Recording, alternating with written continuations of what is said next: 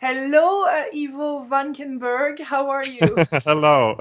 Sorry for mispronouncing your last name because you're actually Dutch Oh. originally.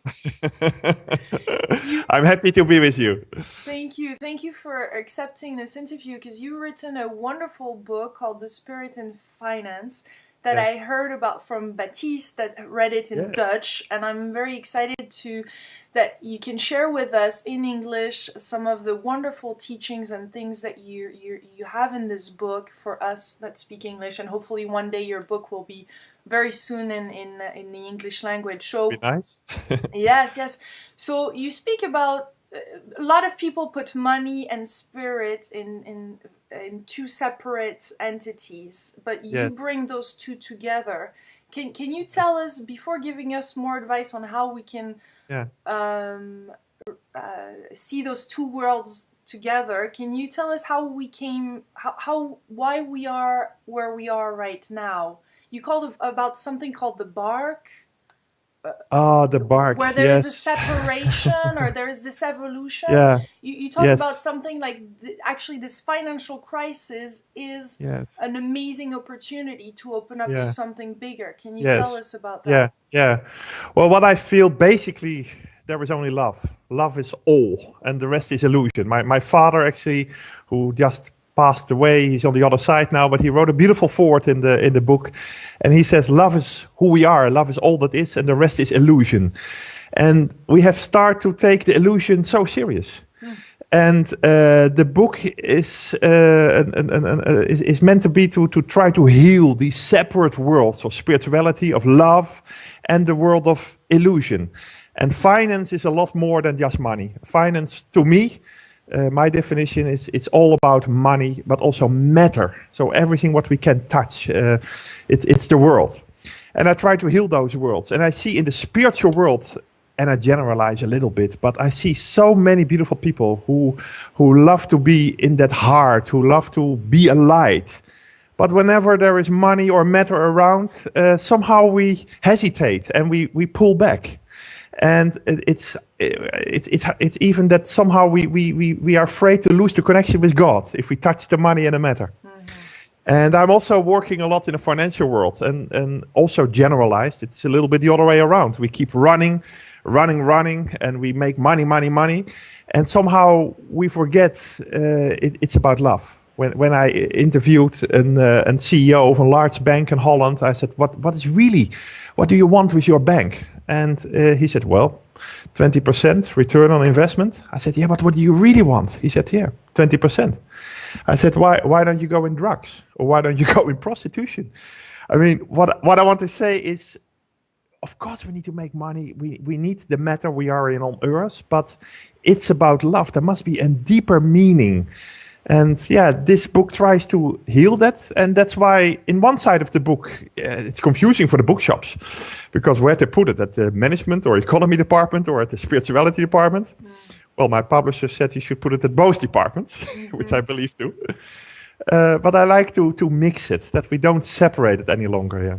Yeah. So your dad taught you lean, right? Because I thought he was still Lane, yes, Lane. yes. I thought he was still alive because he does a He wonderful, beautiful actually he just forward. passed away one day after the book presentation. He was very sick for years, and he taught me actually a big lesson through his sickness. He had heavy cancer, but he always said, "Ivo, I'm not the body. I'm not the body." And I could see how his body, was nothing at the end. It was nothing really, but his spirit, his love, was still so clear. I get goosebumps when I talk about this. Mm. And he really taught me. He said, "Ivo, you know, our souls are internal. We travel. We just continue, and we take off the body, and we get new bodies. And it's all a big joke, but the soul continues, and the Mm. soul is love, or the heart is love, or whatever you want to call it." And my father was actually in the finance world, Yeah. but he also went to the conservatorium. He played piano. So That's there, a great balance. Yeah. the balance between the two. So in my book, I look at the financial system, how the money world works, but I also look how we can find love in the world, in the middle of that illusion. And both is very important to know. It's important to know what money is, but it's also important to know how to be love in that world. So there are two parts of it. Yeah. So how can we learn what money is? What is really money? It's actually nothing. It's one big illusion. I'm sorry. I hope people start to wake up when they read the papers now. Money is really, we create, or we, the banks, create money out of nothing. You know, if we bring €1,000 and we put it on a saving account of a bank, we give the bank the permission to create another €9,000 out of nothing. So whenever we save some money, the bank can create more and more money out of nothing. And out of that money, what was created out of nothing, we ask interest, or the banks ask interest. And in that way, the whole system of creating money out of nothing and asking interest over air creates a society that there is never enough. There's always a shortage. There are always people dying. Whenever we want to help somebody, whenever we have a brilliant idea, we have no money. It's to this Bernard Lietaer, a big money specialist from Belgium. He mentioned once. He said, "The present financial system gets the worst part of the human being on the surface." And in my book, I try to reverse that and say, let's create. We created money ourselves, so why not create a new system where we get the best part of people up? And that's possible. How? Well, actually, it's not so difficult. There are two main parts which we really, really should change. That is, first of all, we should never create money out of nothing anymore. You know, in the past... what do you mean by create money from nothing? Well, now... it's hard to explain if you for the first time hear this maybe in your life, but if you go to the bank and you buy a home and you want to have a mortgage, and for instance you want €300,000 mortgage for your bank, most of that €300,000 you get from the bank doesn't exist. They just put it in a computer. And that's what I mean. It's like the Wizard of Oz. You create it out of nothing. And in the past, there was gold behind it. And there was something, the money started at the goldsmiths. And you had your coins at the goldsmiths, and you got a piece of paper. Oh, Ivo, you have 1,000 coins at the goldsmiths. But the goldsmith said, not many people collect their money, like present days. Not many people keep it on the bank. So the 1,000 coins of Ivo, I said I give it to, they're Ivo's, but I'm gonna create 1,000 more coins, and 1,000 more, and 1,000 more. But he hasn't really got these coins. It's out of air. Mm-hmm. And if you ask me how to change it, one really big thing is not to create it out of air anymore. And does that start with us, or does that start with the institution? That started around in the 13th century in Italy. The name bank is from banco. Banco is from the Italian word. It's also a working bank of the man who kept the gold coins. Mm-hmm. And if you would bring 1,000 coins to this man, he would give you a piece of paper and say, "Here, you have 1,000 coins." No problem. But now, what I meant is that now the change, does it start with ourselves or the institutions? Well, at the end it starts, no, not at the end. At the beginning it always starts at ourselves. But before we get there, I like to give you one more in the system. How to change, we could really stop with asking interest for money. And if you go back in the Jewish tradition, in the Buddhist tradition, in the Christian tradition, in many traditions, you will see that the interest actually was never allowed. In the Roman Catholic it was a sin. I believe it is still a sin, but I don't believe really in sins, but it is a mistake. And we ask interest. We make money something. We want to earn money with money, and money was never supposed for that. It was just a way. If you make a beautiful video and I want to honor you, we have to make sure that the energy is in balance. And one way I could pay money. I could also make a painting for you or write a story. It should be in balance. But we start to forget about that. And we think, oh, give me money and I put it on an account. I'm going to invest it. And money has become a product. And we really should stop working with interest. 50%, up to 50% of all our costs is through the interest. If we would have no interest anymore, we could work half days. Everything would become cheaper. I know a man from Hawaii. He said interest is raping Mother Earth. And if we really, really would understand the influence of interest, we would stop today. Because if we abolish the interest, then we get such a human system. And it is possible. There are banks doing it. In Sweden, it's a beautiful bank. Hardly anyone knows. But in Sweden, there is the Jack Bank. And they don't ask. There's a usury free. It's an interest-free bank. And you see how this bank supplies and supports the community in Sweden. It's incredible, beautiful. So how do they make money, for instance, without interest? I mean, I know we have to purify our all ways of seeing things, but yeah, we come there in a minute. Yeah. Well, they make money because they charge a fee for their service. Like if you write an article, you might also charge a fee for your service. They charge a fee for supporting the community in a money system. But that is good. Everybody can have a fee, but that is completely different than charging interest over interest over interest, and then the money is not even existing. So we ask interest over something that doesn't even exist. It's there is if you go to YouTube, there's a wonderful movie called Money as Debt. Money as Debt, and I can really recommend everybody who want to understand.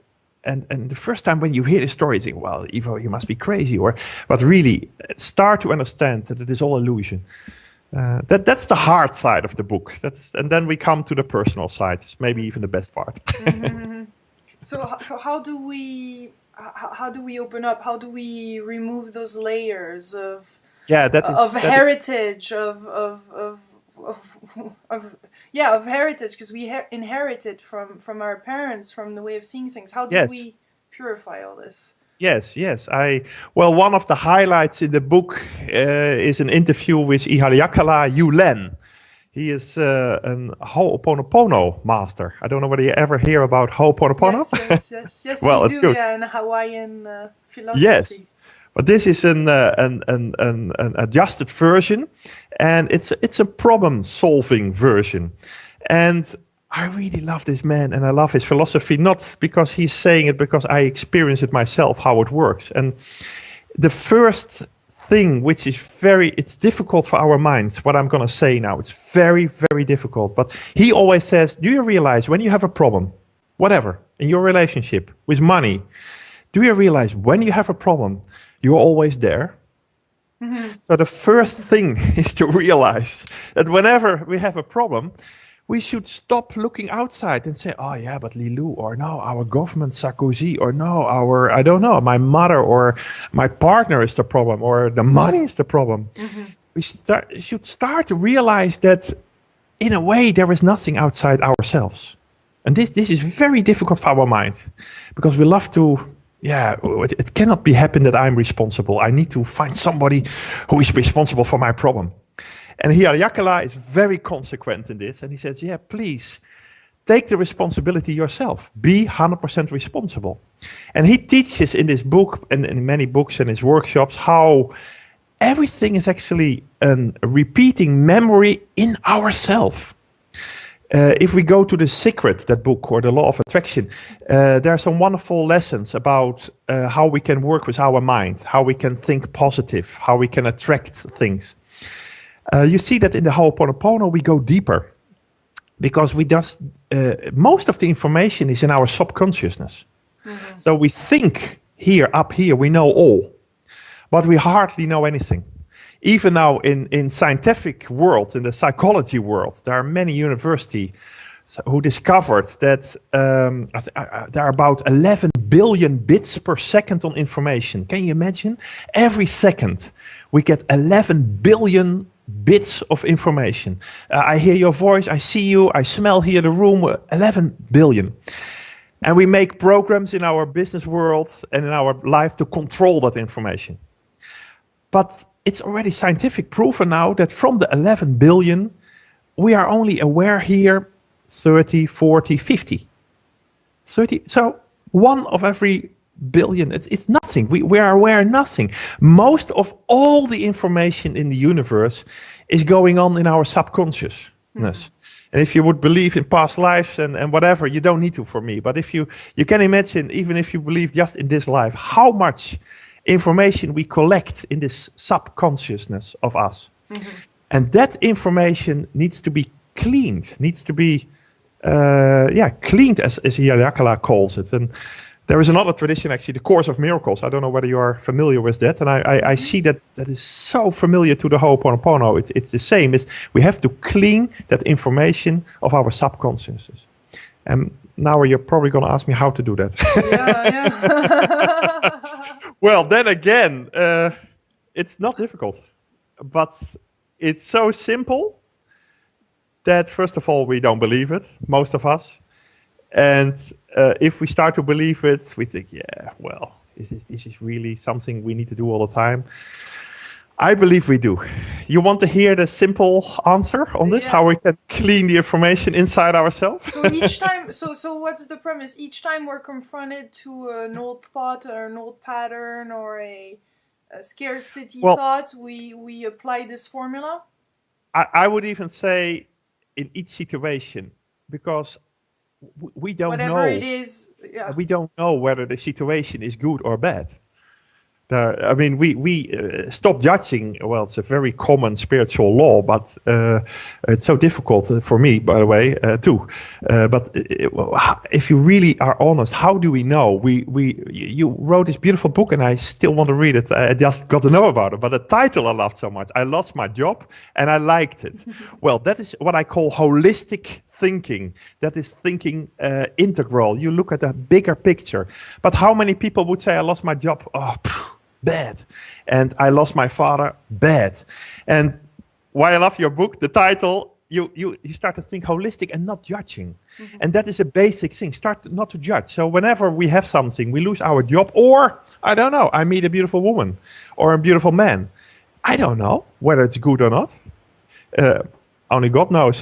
There's always two. You're trying to say there's always two sides, and you have to, even though if it appears good, you have to open up to the fullness of it, the full spectrum. Yes, we don't know whether information is so-called good for us or bad for us. I don't want to go there. I want to do what Rumi, the beautiful poet, said: is go beyond good or bad, and find a spot where we meet each other.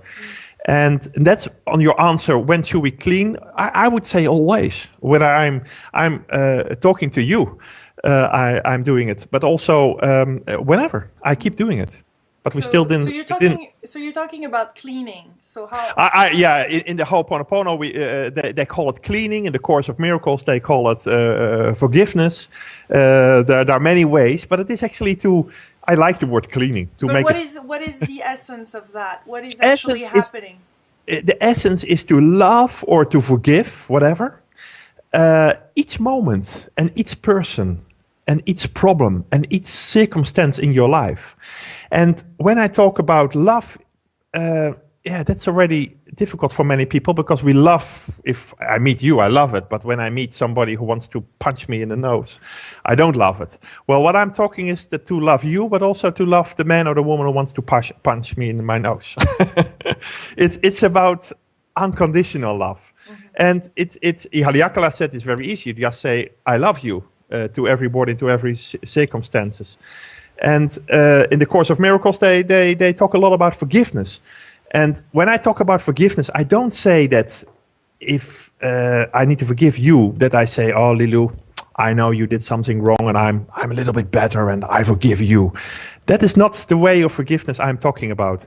I'm talking about a new way of forgiveness where I really experience that you never could have attacked me. You never could have done something wrong to me. It's information inside myself what I have to clean.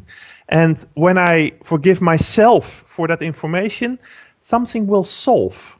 And you can read books about it, but this you really have to experience. So I can recommend everybody who have problems in their life, just start to love them. And what can you lose? What can you lose? Just by loving your problem, embracing them. And I'm not saying you become apathic and start to do nothing anymore, because the miracle for me, if you start to love your problems, that suddenly inspiration will come. And the inspiration will come out of your heart, which I call spirit in my book.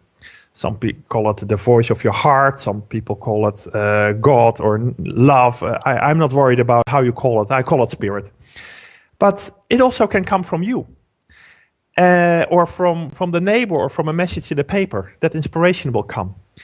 And maybe the main message in my book is whenever we are in whatever situation we are, we always have a choice. We can listen to the information from our heart, the divine information, the spirit. We can also listen to our mind. I would call it to our ego, to the voice of our mind. So we all have two advisors in our life. Mm-hmm. And one advisor, is the ego, and the other one is the spirit. And it's time, if you ask, I watched a lot of interviews of you, and I noticed you ask a lot of times how, so I'm gonna give you another how.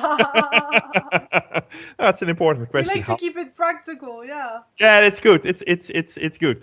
So another one, how, if you have a problem, or you don't know what to say in this interview, or you need to write, you have no inspiration, or whatever, you can literally knock on your heart. It's what I do. Oh, the camera is not good, but I knock on my heart right now. And ask spirit or love or your higher self, whatever you would call it. So what to do now? Instead of finding the problem yourself. Mm-hmm. Often we want to solve the problems with our ego, with our personality. I know how to solve this. Why don't we say a bit more often in life, we don't know. I don't know how to solve this, but one would say Father, another would say Holy Spirit, another would say love, or whatever is the highest for you in life or in the universe. Just don't do it yourself anymore. It's so important. Walk with your spirit and ask for support. That is, I don't know how to be more practical. Try it. It's very practical. The only thing I want to go back to, because I'm not exactly clear on the detail, is when we want to cancel or cleanse, as you say, an event or something related to money or something else, whatever happens in life. Is that just on an individual level, or is that for the world? And what is the process? What do you say, actually? What do you I just say, I'm sorry, please forgive me, I love you, thank you. These are 4 cleaning tools. You can just say, I love you, or I thank you, or there are many, there are thousands cleaning tools. But I just mentioned in the interview a few very common ones. I love you, please forgive me, I'm sorry. And you just say it to yourself. Because you can say it to the other one too. Mm-hmm. But to be really honest, there is nobody outside yourself. But that is very difficult. No resistance to whatever is happening. Just love it and forgive yourself for all what's going on inside yourself. That is so nice about this idea that whenever you have a problem, ask yourself the question, what's going on inside of me that I'm experiencing this problem? Instead of how we're going to fix Lilu, or how we're going to fix the government, or how we're going to fix whatever, my partner or my child who is screaming all the time. No. If my child is screaming all the time, just ask yourself, what's going on into me? I'm a father now 1.5 years. I love it. And well, everybody who have children must know that it's such a big mirror. I mean, if I'm restless, if I'm frustrated, my child is frustrated. Mm-hmm. And if I start to clean myself and be in harmony with myself, my child is in harmony. Mm-hmm. And the child is just a big metaphor, because it works with you, it works with all the people I meet. And it's easy with you because we like each other. Although I like you, I feel so for both sides. Mm-hmm. But it's going to be difficult if one man try to steal my money or steal my bike. Then I would like to especially also wake up the spiritual people. Please make no difference anymore. Stop judgment. I read so much judgment on the governments in America, or on the terrible banks who make all this happen. Please, I would love to change the financial system as well. I give ideas for that. I promote these ideas. But I also love the bankers. It's so important to love our presidents, to love our neighbors, to, like Jesus said, to love our enemies. And maybe our enemies are our problems. So let's start to love our problems. And the process is simple. You do it with yourself. And if you don't believe it's me only, well, I feel you can also do it with Don't say, I forgive you, Lily, or I love you, Lily. It's okay.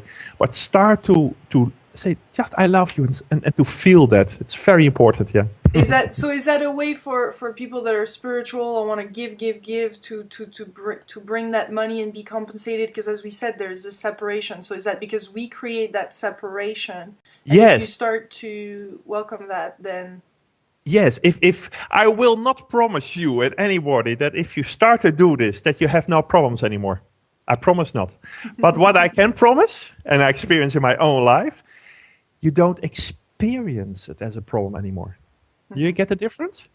So as long as we're on Earth, we will have problems. We solve one problem and I think, oh, finally gone. And next day or next hour or next minute, the other problem is coming up.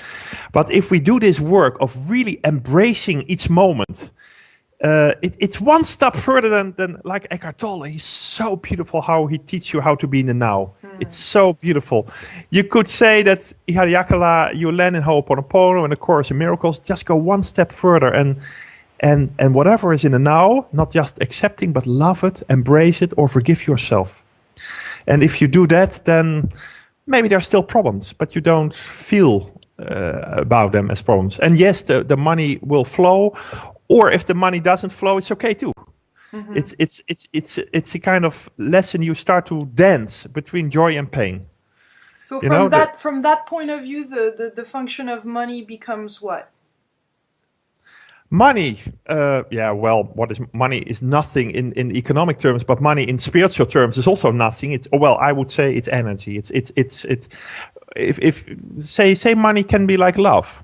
So if we are in harmony with ourselves and we clean the information inside, you will see that money is going to find its own way too. It's because if I am cleaning, if I am loving, the more I fall in love with myself, that's practical. The more other people become free, and the more I fall in love with other people. It's not from a selfish point of view to love yourself. I hope we are over that point. If I'm talking about loving my higher self is the same as your higher self, because our higher selves are one. At the end, there is only one. It's love. There is no difference anymore between you and me. That's what we have to clean inside ourselves. That I think, oh, Lilu's a different woman. She's different. I have to be careful a little bit. No, our higher self is one. And it's time we start to discover that your pain is my pain, and that your happiness is my happiness. And that's doing basically by saying, I love you, I'm sorry, please forgive me. It's too simple, I know, but I would ask the listeners or the viewers, just try it. Just try it. Experience it yourself. It's amazing. Yeah, and then you can start listening to the voice of the heart. Yes. And the Spirit or the Holy Spirit or love, the voice of your heart, whatever you will call it, will give you information through yourself or through whoever. Signs or whatever, yeah. But we have to keep cleaning. We have to keep working on ourselves. And then new ideas will come, because I don't know whether you know, but this financial crisis we are in now is nearly number 100 in 25 years' time. So somehow we keep thinking and doing in the same way. And what I'm talking about, let's really start thinking in a completely new way. Well, that new way is to start to love everybody and everything. Oh yeah, Ivo, but then our ego and then our personality maybe have to give up a little bit. Yes. And by the way, the first step, what I discover in all my trainings, which I do in the financial world, is that before you can hear it's my experience. I don't know what's true, but it's what I feel.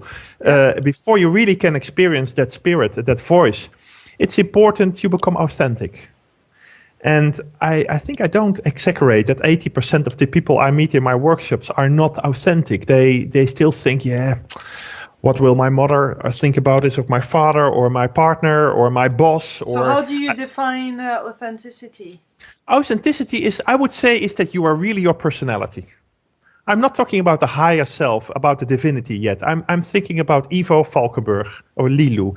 Be completely yourself. So whatever you feel, whatever you think, whatever you speak, whatever you do is on one line.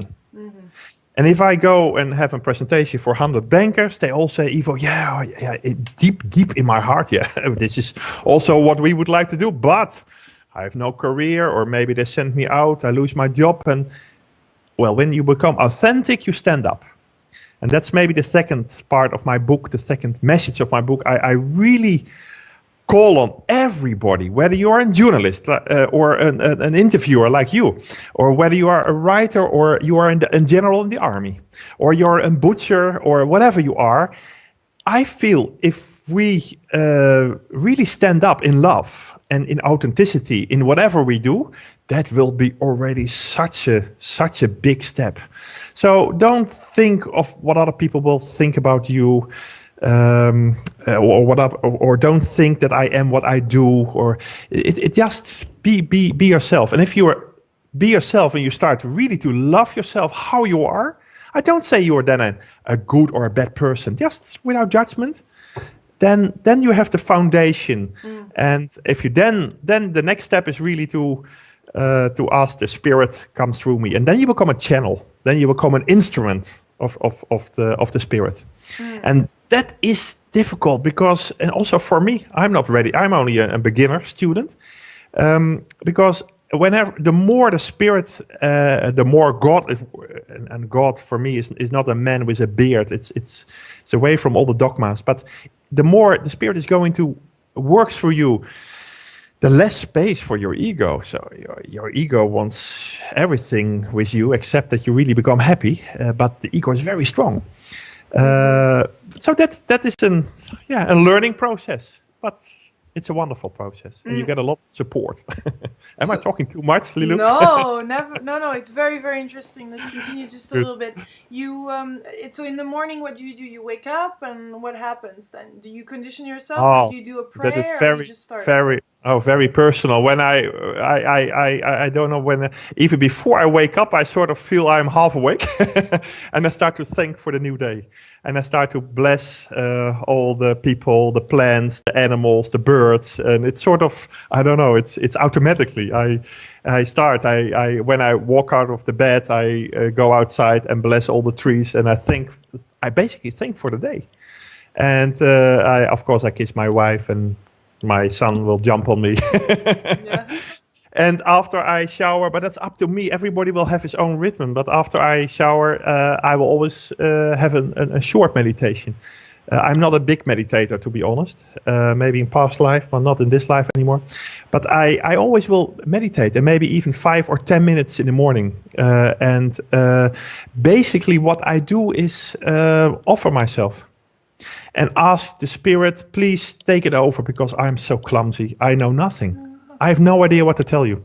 So please, spirit, tell me what to tell to Lily. Today was very important for you and for the next meeting I have. Please inspire me. I get goosebumps now. Me too. Because I don't know. I don't know what, I'm really dumb. And I ask the spirit, and maybe that is the dream in my life, hopefully one day, to really become a spirit. And to become one with that spirit, and that I'm not in between anymore and say, oh yeah, but here, I want to go right. I know it feels better to left, but I go right. Well, it's free choice. We can do, and I do it every day, 20 times. But yeah, that is my prayer, just to offer. I don't ask. I hardly ask for specific situations. I don't know what is good. I just try to be that channel, and that I can be love in whatever situation. And then I start working. But to be honest, I'm very free today to you. To be honest, good. Thank you for sharing those tools. No, it's very precious. I keep praying, to be honest, the whole day. Even sometimes in between here now. Just may I be love. I love you. Please forgive me. It's a continuous process. And of course, sometimes you are so much in the flow, you don't do it anymore, but it keeps me back on the track. Wonderful. Would you have a last little message or something that you want to share with us? Or just fall in love with yourself. And when you fall in love with yourself, the more you do, you fall in love with all the people, all the plants, all the birds, and it's so powerful if we start to love all the situations around us. And it is even more powerful if we start to realize that, isn't that the ultimate freedom? We all want freedom. Mm-hmm. Everybody wants freedom. How to be free if I'm depending on the president of the United States of America? How to be free if I'm depending on the mood of my wife today, which is actually a very good one always, but in general. how to, and if you realize that is not real freedom, if we feel, but then the money system has to be changed, or first Lulu has to be this. No. If we start to realize that it's in us, and that we just have to ask that question, what's going on inside me, and forgive that information, or love that information, that's ultimate freedom. That actually, I can take responsibility for this. I don't need you. Of course, it helps a lot, because a lot of the times I forget to love, and if you start to do this too, and a lot of people, it helps a lot. But basically, I don't need anybody. I only need myself. And then the new inspiration will come, not just in me, but also in you. It's like with my child. If I'm in harmony, my child is happy. But it's not just my child. It's you. It's the people in the political world, in the business world, the banks. If I would completely in peace with myself, I'm sure the bankers' world will get new ideas too. And if we would discover the power, we are not just Ivo or Lilu. We are spiritual beings. We are so, maybe not our personality so powerful, but if we let the spirit working through us, we can move mountains. Thank you, Ivo. Thank you very much for taking the time to share. Thank you. Thank you so much, Lilu. It was great. And I'm very, very grateful for what you do, because you inspire people, and you do it in such a beautiful way. So thank you so much. Yeah. Thank you. It's meant to be to try to heal these separate worlds of spirituality, of love, and the world of illusion. And finance is a lot more than just money. Finance, to me, my definition is it's all about money, but also matter. So everything what we can touch, it's the world. And I try to heal those worlds. And I see in the spiritual world, and I generalize a little bit, but I see so many beautiful people who love to be in that heart, who love to be a light. But whenever there is money or matter around, somehow we hesitate and we pull back. And it's even that somehow we are afraid to lose the connection with God if we touch the money and the matter. And I'm also working a lot in the financial world, and also generalized. It's a little bit the other way around. We keep running, and we make money. Yeah. So your dad taught you lean, right? Because I thought he was Laying, yes. I thought he was still alive, because he does a wonderful. He just passed away one day after the book presentation. He was very, very, very sick for years, and he taught me actually a big lesson through his sickness. He had heavy cancer, but he always said, "Ivo, I'm not the body. I'm not the body." And I could see how his body, was nothing at the end. It was nothing really, but his spirit, his love, was still so clear. I get goosebumps when I talk about this. And he really taught me. He said, "Ivo, our souls are internal. We travel. We just continue, and we take off the body, and we get new bodies." Hello, Ivo Valkenburg. How are you? Hello. Sorry for mispronouncing your last name, because you're actually Dutch originally. I'm happy to be with you. Thank you. Thank you for accepting this interview, because you've written a wonderful book called The Spirit in Finance that I heard about from Baptiste, that read it in Dutch, and I'm very excited that you can share with us in English some of the wonderful teachings and things that you have in this book for us that speak English, and hopefully one day your book will be very soon in the English language. So be nice. yes. So you speak about a lot of people put money and spirit in two separate entities, but you Yes. bring those two together. Can you tell us, before giving us more money, and somehow we forget it's about love. When I interviewed a CEO of a large bank in Holland, I said, what do you want with your bank? And he said, well, 20% return on investment. I said, yeah, but what do you really want? He said, yeah, 20%. I said, why don't you go in drugs? Or why don't you go in prostitution? I mean, what I want to say is, of course, we need to make money. We need the matter we are in on Earth, but it's about love. There must be a deeper meaning. And yeah, this book tries to heal that. And that's why in one side of the book, it's confusing for the bookshops, because where to put it, at the management or economy department or at the spirituality department. Well, my publisher said you should put it at both departments, which I believe too. But I like to mix it, that we don't separate it any longer. Yeah. more advice on how we can see those two worlds together. Can you tell us how we came, why we are where we are right now? You called about something called the bark. The bark. Where there is a separation, or there is this evolution. Yeah. You talk about something like actually this financial crisis is an amazing opportunity to open up to something bigger. Can you tell us about that? Yeah. Well, what I feel basically, there is only love. Love is all, and the rest is illusion. My father, actually, who just passed away, he's on the other side now, but he wrote a beautiful foreword in the book, and he says, love is who we are, love is all that is, and the rest is illusion. And we have started to take the illusion so serious. And the book is